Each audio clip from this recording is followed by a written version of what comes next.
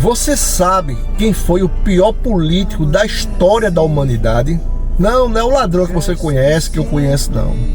Foi o governador Pôncio Pilatos.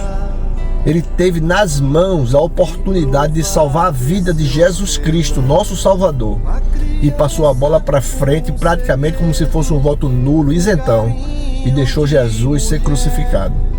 Na eleição passada nós tivemos 1/3 de isentões no Brasil que não votaram nulo, justificaram. Ou então não passe a bola para frente, tenha responsabilidade. Vamos tirar do poder os bandidos que estão saqueando o nosso Brasil, que é o país mais rico, mais próspero do planeta. Tenha consciência. Eu sou Paco Fonseca, pernambucano, patriota, com muito orgulho e não tenho medo da verdade.